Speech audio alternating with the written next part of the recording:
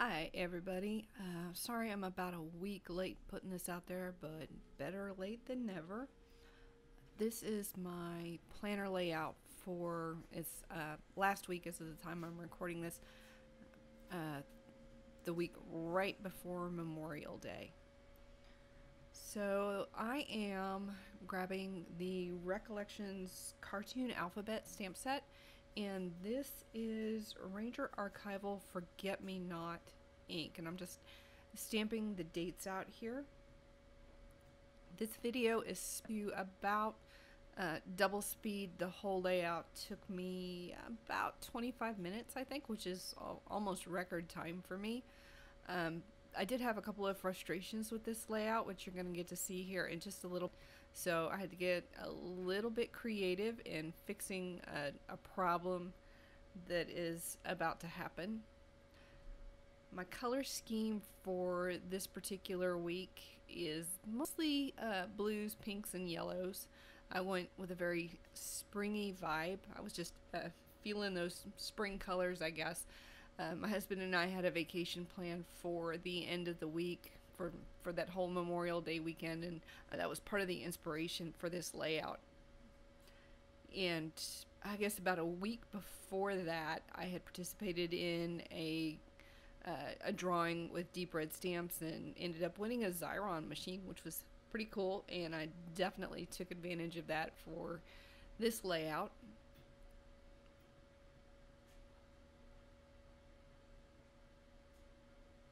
And I'm sorry if you guys can hear the dryer running in the background, but you got to get your housework done at some point. This is the blog planner stamp from Neat and Tangled, and this is where the Xyron machine is going to come in handy. That is Distress Oxide in, I think that's worn lipstick, but yeah, it didn't stamp completely the first time, and when I tried to restamp it, I say that if it looks perfect, it obviously didn't come from me. I can tolerate a lot of imperfection, but I just could not deal with that kind of double image. So that paper is from the Wild Beauty collection from Fab Scraps. That page is Flamingo Fun, and I used a die cut from Sweet Stamp Shop and ran it through the Xyron machine. The die cut is from I think it's from the More Tabs collection. So once again, I'm stamping that Neat and Tangled blog planner stamp, this time with squeezed lemonade. And then I'm going to follow that up with a star. I think that's from the same stamp set in worn lipstick.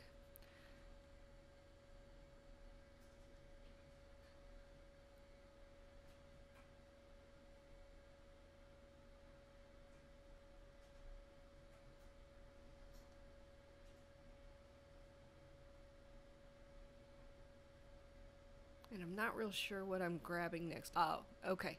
That stamp is from the More Tabs collection from Sweet Stamp Shop, and it fits obviously perfectly within the die. That's the die that was meant for that particular stamp. So I'm going to use that to cover up my little oopsie from earlier. And to offset it, I'm going to go ahead and use another similar, I think it's cut with the exact same, it is cut with the exact same die. And go ahead and place that on kind of the other side of the layout to balance it out. And this tab is cut also with a Sweet Stamp Shop die, but that's from the Basic Tabs collection. That camper there is from Art Impressions from the His and Hers Camper collection. I stamped it with Ranger Jet Black Archival and then kind of watercolored it with it's Distress ink, regular Distress ink. I think that is again worn lipstick and broken china. The stamp that I just used is from the Basic Tabs collection from Sweet Stamp Shop. But that camper, I fussy cut it out after stamping it and watercoloring it on white cardstock. I fussy cut it out and then ran that through my Xyron machine. to turn it into a sticker. And I'm just layering it there on top of that Fab Scraps paper and Sweet Stamp Shop stamp. And I'm going to grab a sentiment from that collection from Art Impressions, and it says, "Home is where you park it," because my husband and I took our camper out that Memorial Day weekend, and we went camping in South Texas, and we had a really good time. But we parked the camper in one park and used that as kind of a home base for the entire weekend, and went and visited a huge chunk of South Texas. So for us, for that weekend, our camper was home. And home was definitely where we parked it. This stamp collection is from Mambi. It's one of their Happy Planner stamps. That's the everyday stamp, and I'm using Paradise Teal Ranger Archival ink, and then I'm going to follow up the lines with the number stamp, which I've never used before, so I had to scuff it up a little bit to get it primed, and I'm going to stamp that out in the Squeeze Lemonade.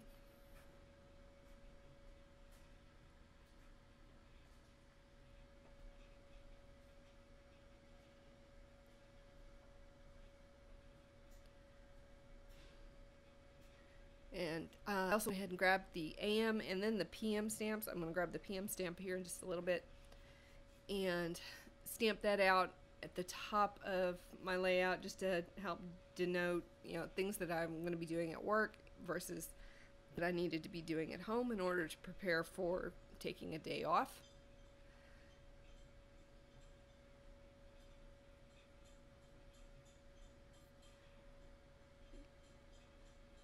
And it really helps to create kind of a flexible planner layout, because I had all this stuff planned out for the 24th, and then on Monday the 21st my boss walked in and said, "Hey, I've got this training I want you to go to, and it's going to be all day on Thursday." So yeah, my plans for Thursday morning had to change rapidly, because when the boss tells you she would like you to do something, you probably ought to go ahead and do it. So that is a stamp from Heidi Swap from a stamp set called Best Day Ever. And I'm not sure if that's still available. You can still find it sometimes, maybe Amazon, maybe eBay.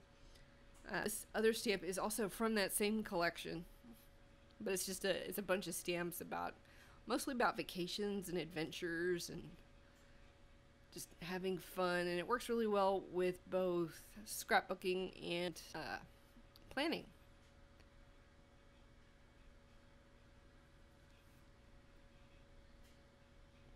And right now I'm going for a stamp set from Technique Tuesday. It's called the Today tabs, and it's just a set of banner tabs and a couple of little icons, really cute. I'm going to use the heart, and I'm also going to end up using that check mark. But I'm going to use the heart as kind of bullet points for my evening to-do list, my household chores, my any work. I'm not even sure I got anything done for the blog, because that tends to be the thing that has to it has to be the thing that gives if I've got too much going on in the week.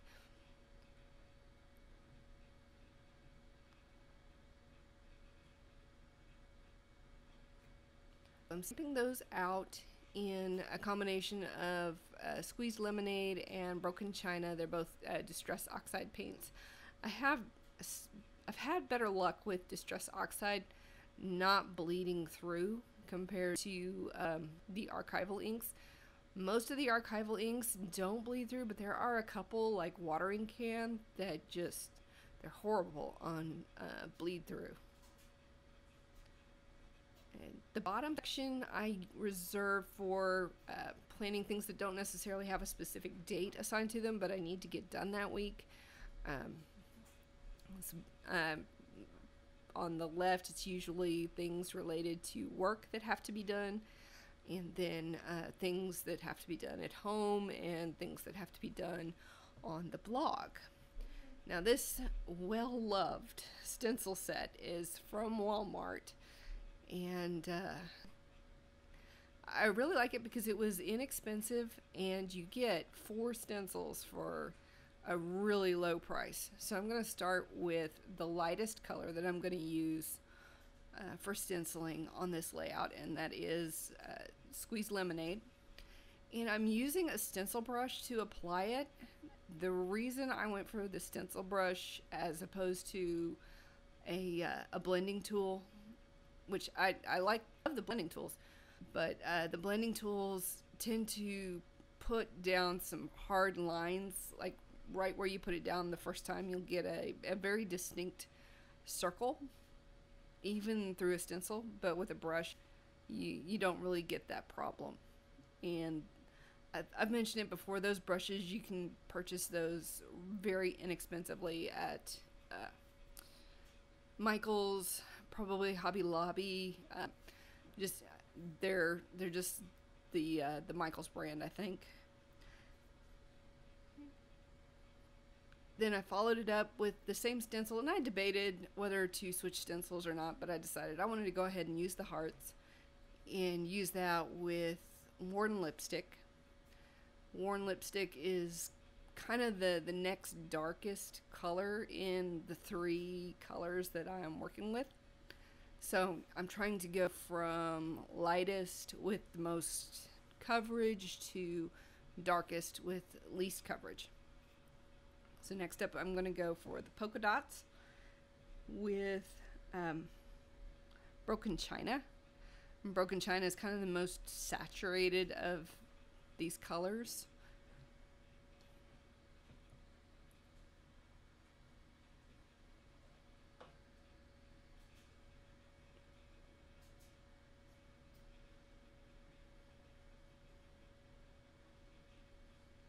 And I ended up just kind of randomly putting some additional stenciling in a couple of different places.